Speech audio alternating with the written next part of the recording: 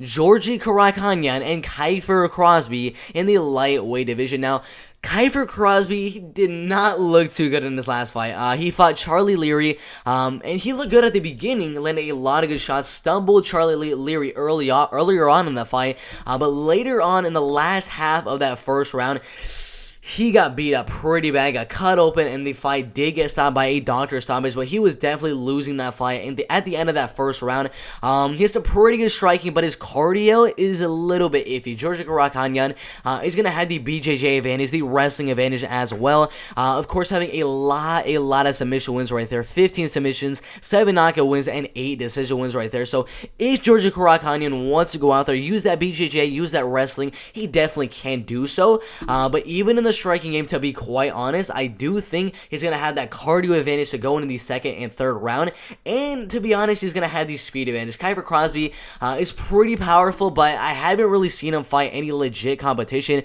You look right here, 0-1, 0-1, 0-1. Josh Plant right here, who is 2-5-ish, not a good record. Orlando D'Ambroso, 7-5 right there. Ok Taiwan Olenjishag, 3 wins, 2 losses, or 3 wins, 4 losses, and 1 draw. Hugo Pajeda right there, 4 wins and 3 losses. We go Lami Furtado right here, 6 wins and 4 losses. So all the guys he's fighting and beating aren't really the best competition. This is his best, definitely his biggest step up in competition.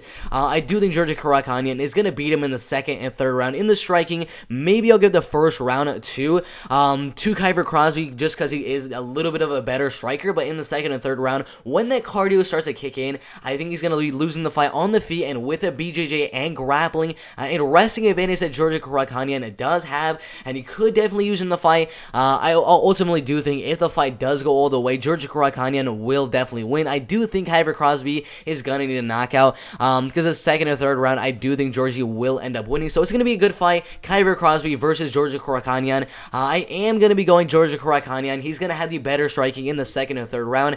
Means the cardio advantage, the wrestling advantage, the grappling advantage, the ground and pounding advantage, all of these advantages. So Kiefer Crosbie needs that knockout early. I just don't think that's going to happen. My prediction right here in the lightweight division is going to be a Georgi Karakhanyan 29-28 unanimous decision right there. Should be a really good fight in the lightweight division right there.